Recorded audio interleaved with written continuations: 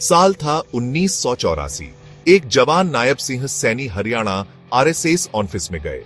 वह वहां एक साधारण क्लर्क की नौकरी शुरू करने के लिए थे। उन्हें क्या पता था, ये एक असाधारण सफर की शुरुआत थी। एक ऐसा सफर जो उन्हें राज्य के सबसे ऊंचे पद मुख्यमंत्री की कुर्सी तक ले जाएगा। सैनी का दिनचर्या सामान्य कामों से भरा होता था। वो फाइलें मैनेज करते, कॉपी बनाते और ऑफिस को सुचारू रूप से चलाते। फिर ऑफिस में बदलाव की लहर आई।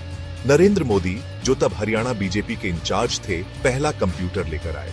ये नई मशीन टेक्नोलॉजी के विकास का प्रतीक सैनी की जिंदगी में एक महत्वपूर्ण मोड़ साबित होगी। सीखने के लिए उत्सुक उन्होंने कंप्यूटर ऑपरेटर की भूमिका निभाई। उन्होंने मशीन में महारत हासिल कर ली और इसके इस्तेमाल में निपुण हो गए। इस नए हुनर ने उन्हें सबसे अलग बना दिया और कई लोगों का ध्यान खींचा, जिसमें बीजेपी का एक उभरता हुआ सितारा भी शामिल था। मनोहर लाल खट्टर, जो उस समय हरियाणा के संगठन सचिव थे, ने मेहनती सैनी में क्षमता देखी। उन्होंने उसे अपने कंप्यूटर कौशल को और निखारने के लिए प्रोत्साहित किया। सैनी ने एक बहुमूल्य मार्गदर्शक को पहचानते हुए खुद को सीखने के लिए समर्पित कर दिया।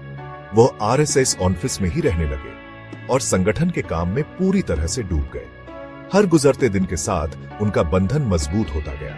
सैनी अक्सर खट्टर को गाड़ी में घुमाते थे, जिससे उन्हें राजनीति, विचारधारा और हरियाणा के भविष्य पर चर्चा करने का पर्याप्त समय मिलता था।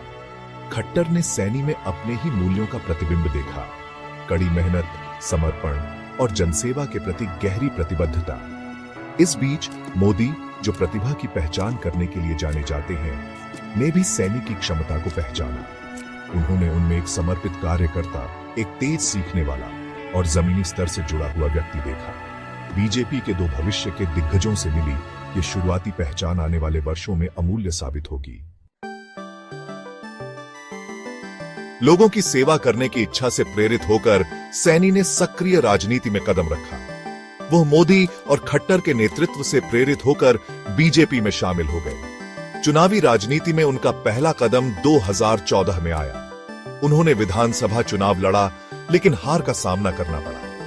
हालांकि सैनी ऐसे व्यक्ति नहीं थे जो असफलताओं से निराश हो जाए। उन्होंने अपना काम जारी रखा, जमीनी स्तर पर पार्टी को मजबूत किया। वह पूरे हरियाणा में घूमते रहे, लोगों से जुड़ते रहे, उनकी समस्याओं को समझते रहे और समाधान खोजने के लिए अथक प्रयास करते रहे। उनका समर्पण और कड़ी मेहनत किसी से छिपी नहीं रही। अगले दशक में सैनी बीजेपी में आगे बढ़ते गए।